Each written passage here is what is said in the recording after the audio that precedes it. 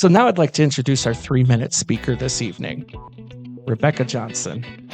Rebecca is a dedicated servant leader with a passion for making a difference. After an accomplished career in education, she channeled her leadership skills and heart for service into entrepreneurship, launching the Indianapolis location of Golden Heart Senior Care.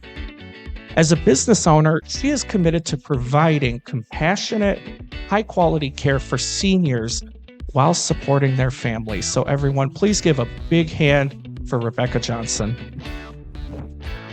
Well, hello.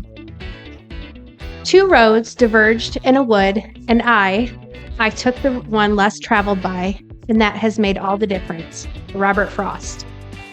Owning a business can be very lonely. Not everyone can do it, and those that can do it, or often do it, are too busy to connect with others. Who do you spend most of your time with? Usually your coworkers, right? Well, when you own a business, you're either the boss, and so you can't be friends. You're too busy to have friends. So it's a little bit of a struggle. Many, even if they own businesses, don't understand what you're going through, and they don't really understand the struggles that your particular business comes across. And finally, friends and family really don't understand why when the phone rings and you get a call for your business, you have to go because it's just you. But I don't want to be a downer about owning a business. I want to give some tips and tricks. So first, the first tip is find a way to connect to others that are in the same boat. I went to a conference in February and I was able to connect with other home care owners, and it was so refreshing. Filled my bucket.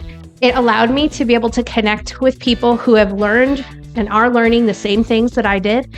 Ask questions for people who had much more experience than I did, and I could commiserate with how much sweat equity there is in owning a business.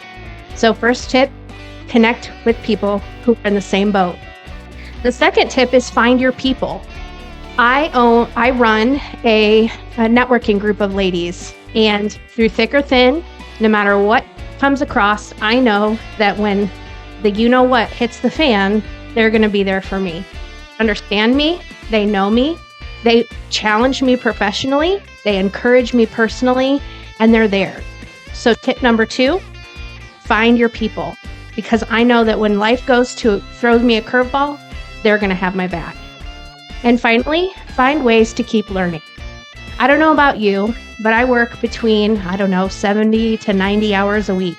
There's not a lot of time for me to learn, but I decided that I was going to find a way. And so I spend a lot of time in my car, lots of windshield time. And so what do? Now I use my windshield time to listen to podcasts and audiobooks. Those are ways that I can still keep learning. And those things that I'm learning helps me to grow and to help encourage others to grow as well.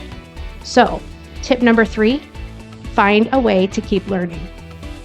The road to owning a business is really hard.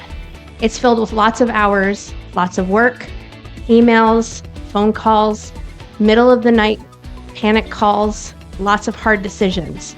But it doesn't have to always be all those down things. It doesn't have to always be lonely.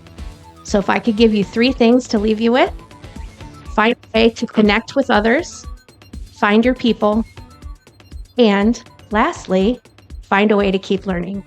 Thank you.